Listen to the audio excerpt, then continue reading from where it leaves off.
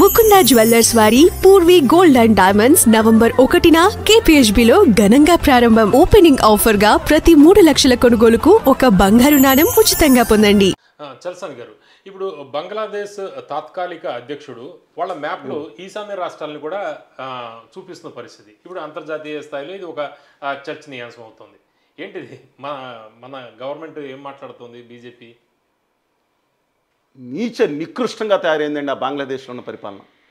నేను చెప్తున్నాను, ఎందుకు బాధగా చెప్తున్నానంటే ఈ దేశం మన సైనికులను బలిపెట్టి ఆ దేశానికి పురుగు పోసాం. ఆ దేశానికి స్వాతంత్రం ఇచ్చింది ఇండియా త్యాగాలు జరిగినాయి. కోట్ల మంది ఇక్కడికి వచ్చేస్తే ఐరన్ లేడీ ఇందిరాగాంధీ గారు కూర్చుని ఏం చేయాలో ఆలోచించుకుని నిక్సన్ గారి ప్రపంచంలో ఏ దేశం వచ్చినా కిషన్ నా ఇష్టం నేను చూసుకున్నా దేశం వ్యవహారాలు ఏలు పెడితే ఊరుకొని చెప్పి వార్నింగ్ ఇచ్చి హిక్కురు పడకుండా నోరు మూసుకు కూర్చుంది అమెరికా. సప్తమ నౌకాదళాన్ని పంపిస్తాం యుద్ధానికని చెప్పి పంపించినా సరే చెక్కు ఐరన్ స్ట్రాంగ్ లేడీ కాబట్టి ఆర్మీని ఎందుకు నడిపించారు?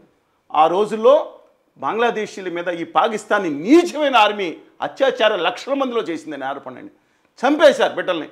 ఆఖరికి బెంగాలీ కోసం వాళ్ళు నా మాతృభాష నేను కాపాడుకుంటాం, ఆ ఉర్దూకి లిపిలేని ఉర్దూ నాగెందుకయా బాబు నా మీద రుద్దుతారేంటని చెప్తుంటే బటాకా యూనివర్సిటీలో కాల్చి చంపించేసిందండి విద్యార్థులను. అదే అంతర్జాతీయ మాతృభాష దినోత్సవం జరుపుకుంటున్నాం. అలాంటి గొప్ప చరిత్ర ఉంది. వాళ్ళని కాపాడుకున్నాం, వాళ్ళ దేశాన్ని నిలబెట్టాం అనుకుని ఉంటే ఇవాళ మత చిచ్చులో చిక్కుకున్న ఆ యూనస్ గారు వాళ్ళ చేతిలో బందీ అయిపోయినట్టున్నాడు. ఇంకో దిక్కుమాలాడు ఒక ఉన్నాడు, ఆయన పాకిస్తాన్ బంగ్లాదేశ్ రైఫిల్స్ అని ఉన్నాడు, బీఆర్ దానికి చీఫ్ కింద చేశాడు. ఇవాళ ఆ దేశానికి ముఖ్యమైన సలహాదారుగా ఉండి ఆయన పుస్తకాన్ని ఇచ్చి ఈయన ప్రెసిడెంట్కి ఇస్తాడు. దాంట్లోనేమో మన ఈశాన్య రాష్ట్రాలన్నీ కూడా ఎక్సెప్ట్ ఒక చిన్న తప్పితే అది బంగ్లాదేశ్ మ్యాప్ అండి, గ్రేటర్ బంగ్లాదేశ్. వీళ్ళు అయ్యా జాగీరా అది, వీళ్ళు దొబ్బారు దాన్ని. ఎక్కడి నుంచి వచ్చారండి నాకు అర్థం కాదు. నేను అడుగుతున్నాను, ఎవరన్నా అనుకోండి, నేను అడుగుతున్నా, వీళ్ళ బంగ్లాదేశ్ కబ్జా పెట్టారు వాళ్ళు. ఆ దేశం నేను ఇంకోటి కూడా చెప్తున్నానండి, మాట్లాడితే వాళ్ళ ఇంకోటి ఆ తుర్కే దేశం, దిక్కుమాల తుర్కే దేశం. ఇవాళ మనం ఇంతవరకు అనుకున్నామండి అది అమెరికా అండ్ మనాళ్ళు ఉన్నారు కదా వాట్సాప్, అమెరికా కుట్రలో షేక్ హసీనా వాజేద్ గారు దింపేశారు. కాదని వాళ్ళు చైనా వాడితో గుమ్ముకవుతున్నాడు అతను. మనం వెళ్ళి చైనా జిందాబాద్ కనుకనే అనుకుంటాం, వాళ్ళు చైనాతో గుమ్ముకవుతున్నాడు. చాలా ప్రమాదకరమైన ఘటనలు వస్తున్నాయి. పాకిస్తాన్తో ఆర్మీతో అలేబలే చేసుకుంటున్నారు. పాకిస్తాన్ తరిమి కొట్టిందే శాంతిబాహిని అంటే గెరిల్లా ఫోర్స్ ఆఫ్ బంగ్లాదేశ్ అండి. దానికి సహాయ సహకారాలు ఇచ్చింది ఇండియన్ ఆర్మీ. అట్లాంటిది నీచంగా వాళ్ళ ఇంకోటి కూడా చెప్తున్నాను, ఎందుకని వాళ్ళ ఇండియాలో మౌనంగా ఉన్నారండి? తెలిసిన లెఫ్టిస్టులు కానీ రైటిస్టులు కానీ ఇంకో సెంట్రిస్టులో గుడ్డిస్టులో నేను ఒకళ్ళ గురించి మాట్లాడతాను. నేను ఇవాళ బంగ్లాదేశ్లో జరుగుతున్న హిందువులపై జరుగుతున్న అత్యాచారాల కింద నోరు పడిపోయింది వాళ్ళకి. హమాస్ అనే తీవ్రవాద సంస్థకి, హమాస్ అనేది ఖచ్చితమైన తీవ్రవాద సంస్థ. 11 మందిని పసిపిల్లలను తల్లిదండ్రుల ముందు ఎంత అంత ఒక దుర్మార్గమైన సంస్థ. ఆ సంస్థ కోసం మద్దతుగా మాట్లాడే బ్యాచ్లు తయారయ్యారండి ఇండియాలో. ఇజ్రాయెల్ చేసే దుర్మార్గం అదర్ సైడ్, నేను accepting, no second thought in that. కానీ దాని గురించి మాట్లాడుతున్నాం, హమాస్ గురించి మాట్లాడుతాను, లేకపోతే పాకిస్తాన్ గురించి మాట్లాడుతున్నారు. బంగ్లాదేశ్లో నేను ఒక్కడ అడుగుతున్నాను, ఏదో ఒకసారి చేస్తానండి నాకు, ఎందుకంటే I don't speak in air, నేను ఆధారాలతోనే మాట్లాడుతున్నా. ఏమండి, బంగ్లాదేశ్లో విభజన ముందు హిందూస్ పాపులేషన్ ఎంత అండి? దాదాపు 30% ఉంటుందండి, 31%. సబ్జెక్టు కరెక్షన్ 1% సరే. బంగ్లాదేశ్ అటు ఇటు విభజన, అప్పుడు పాకిస్తాన్ అనుకోండి, అది పాకిస్తాన్ విభజన అయిపోయిన తర్వాత 51-55లో కూడా 22% ఉన్నారండి. ఇప్పుడు ఎంతో తెలుసా అండి? 7.9% చచ్చిపోయారు వాళ్ళందరూ విభజన అయిన తర్వాత. పోనే మిగతా లెక్కేస్తాను నేను. ఇండియాలో మొత్తమే చెప్తున్నానండి. పాకిస్తాన్లో విభజన అయిపోయిన తర్వాత హిందూస్ పాపులేషన్ 4.7, బంగ్లాదేశ్లో 22.5, ఇప్పుడు తగ్గిపోయిన తర్వాత 7.9, 2.1. పోనీ విభజన అయిపోయిన తర్వాత ఇండియాలో ముస్లిమ్స్ పాపులేషన్ 9.8%, ఇవాళ 15%. ఉత్తరప్రదేశ్లో ఒక్కొక్క స్టేట్ ఇస్తాను, నేను దాని గురించి మాట్లాడట్లా.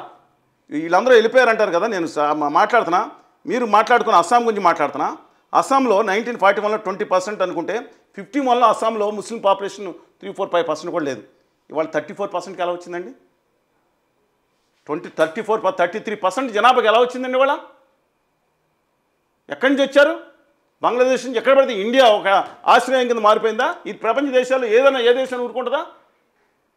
నేను ఇస్లాంలో అందరి గురించి మాట్లాడి, ఇస్లాం అంటే ఒక ఒక పవిత్ర భావంతో ఉండే ప్రవక్త చెప్పిన మంచి ఆచరించే వాళ్ళందరినీ గౌరవిద్దాం. కానీ ఈ విద్వేషం ఏంటండి, వాళ్ళ పాకిస్తాన్ మత విద్వేషం పెట్టుకుని గుళ్ళని నాశనం చేస్తా. సరే గుళ్ళని మనుషుల మీద కనీసం హిందువులు గౌరవంగా బతికే పరిస్థితులు కూడా అక్కడ లేకుండా ఉంటే ఇవాళ అంత తక్కువ మంది లేరండి. దాదాపు 1.5 కోటి మంది ఆ దేశంలో హిందువులు ఉన్నారు. వాళ్ళ బాధలు ఏంటో తెలుసా? ఆ అమ్మాయిల వ్యతలేంటో తెలుసా? అక్కడ పూజారుల బాధలు ఏంటో తెలుసా? ఇవాళ ప్రతి ఒక్కళ్ళు ఇండియాలో నడుతున్న ఏంటి మీకు బంగ్లాదేశ్ కనపడదా? ఆ దిక్కుమాలను తెగించేసి ఆ దేశం వాళ్ళ నా ఈశాన్య రాష్ట్రాలని వీళ్ళ అయ్య కాదు, వీళ్ళ తాత కూడా వచ్చిన మొఘల్ వాళ్ళ గ్రాండ్ ఫాదర్ కూడా అహోం అనే సంస్థానానికి జయించలేక చచ్చిపోయి వెనక్కి తిరిగారు. ఈ దేశంలో అహోం దాన్ని దక్షిణాది ఉన్న అంటే మీరు ఔరంగజేబ్ అయినా సరే జయించలేపటి డౌన్ టు మన తమిళనాడు ఉన్న కింద భూభాగాన్ని ఓ పక్కన అహోంని వాళ్ళు శతాబ్దాల పాటు కచ్చి నిలబడిన గొప్ప చరిత్ర ఉన్న అహోం అండి. ఇవాళ వీళ్ళు అయ్యే జాగిరని వేసుకుంటారని నాకు అర్థం కాదు. మణిపూర్ వీళ్ళందరూ అంటే మాకు తెలియదు, అది పర్సనల్ అభిప్రాయం. అంటే నువ్వు దేశ అధ్యక్షుడు ఉన్నావా అన్నీ స్వీకరించి? నేను చెప్తున్నాను, నేను హేతువాద భావాలతో ఉంటాను. కానీ ఇంత దుర్మార్గం జరుగుతుంటే మా నాన్నకి ఒకసేపు మాట్లాడితే మనం ఎందుకు కూరుకోవాలి? ఆఖరికి నా దేశం మీద, నా దేశ సమగ్రత మీదకి వస్తారు వీళ్ళు. ఆ చికెన్ ఎక్కిన అటు పాకిస్తాన్తో చైనాతో కలిపి ఆ దిక్కుమాల వాళ్ళు ఆ సిలిగురి దాన్ని కబ్జా చేయడానికి చూస్తున్నారా? ఇది చాలా దుర్మార్గం అని నేను చెప్తాను. నేను మతం గురించి కూడా కాదు, నా దేశం గురించి కూడా మాట్లాడుతున్నా. డెఫినెట్గా వాళ్ళు కనుక భారతదేశ ప్రభుత్వం కనుక ఆ దిక్కుమాలను చైనా ఇవాళ మొన్నటి వరకు ట్రంప్ గారిని బంద్ చేశారు. వాళ్ళు చైనా జింగ్పింగ్ బంద్ చేయాలా? ఇవాళ 4400 చదరపు కిలోమీటర్లు దాదాపుగా మా పశ్చిమ గోదావరి జిల్లా భూభాగాన్ని ఆ దిక్కుమాలను చైనా ఆక్యుపై చేసిందని అంతర్జాతీయ మ్యాపులు చెప్తున్న పార్లమెంట్లో రాహుల్ గాంధీ పెడుతున్న నోరు మోగపోయిందా ఈ ప్రభుత్వానికి? ఇవాళ మీకు చైనాకు బంద్ చేయాలని మేము ఆ చైనా అనే దేశాన్ని ఇట్టిపోతుంది నమ్మటానికి లేదు. రోగ్ నేషనల్ లాంటి పాకిస్తాన్ని ఇవాళ మీకు గొప్పగా అయితే మీ చాలా ఇండియా ప్రమాదకర పరిస్థితులు పడుతుంది. ఎందుకంటే ఇవాళ ప్రపంచ చరిత్రలో ఫస్ట్ టైం నేను చెప్తున్నా అండి, ఈ సైనిక సహకార ఒప్పందం పాకిస్తాన్ చేసుకుంది సౌదీతో. సౌదీ అరేబియా పాకిస్తాను ఇది పేపర్లో మీడియాలో వేయట్లేదు, కొత్తగా ఒప్పందం చేసుకున్నాయి. ఏంటంటే ఈ పాకిస్తాన్ మీద దాడి చేస్తే ఇండియా కానీ దేశం కానీ తన దేశ సార్వభౌమత్వం మీద దాడి చేసినట్టు తన ఆర్మీని పంపించి దేనికని సిద్ధపడితే సౌదీ అరేబియా ఒప్పందం చేసుకుంది. వాళ్ళు ఎందుకని చేయట్లేదండి ఇది? ఎందుకని ప్రజలకు చెప్పట్లేదు ఇది?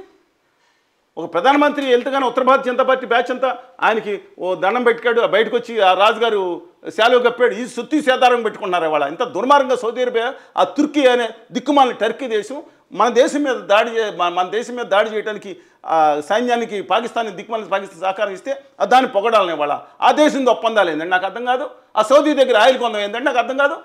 వెనిజులా దగ్గర కొనండి, ఆ సౌదీ దగ్గర ఆయిల్ కొనాల్సిన ఇమ్మీడియట్ కట్ చేయాలి కదా. నేను చెప్తాను ఎట్టి పరిస్థితులను మన దేశాన్ని ఇవాళ దాంట్లో కొంత విదేశంగా దెబ్బ తగులుతుంది. బంగ్లాదేశ్తో గొడవ అవుతుంది, నేపాల్తో గొడవ అవుతుంది, దిక్కుమాల పాకిస్తాన్తో ఎప్పుడు గొడవే, ఆ చైనాతో గొడవ అంటే అలాగే ఉంటుంది, ఆ మాల్దీవులతో గొడవ అవుతుంది, శ్రీలంకతో గొడవ అవుతుంది. ఎవరితో అండి బాగున్నాం? ఆ తాలిబాన్తో బాగున్నామా? ఏంటండి నాకు అర్థం కాదు, ఏం జరుగుతుంది? అది తెలివా? ఆ సనాతనవాదం ఆ తాలిబాన్ బ్యాచ్ను ఆల్-ఖైదా బ్యాచ్ అన్నదమ్ముల బ్యాచ్లా? అబ్సల్యూట్లీ రాంగ్ అండి, absolutely non sense also that type of comments నేను అందుకని. ఓకే.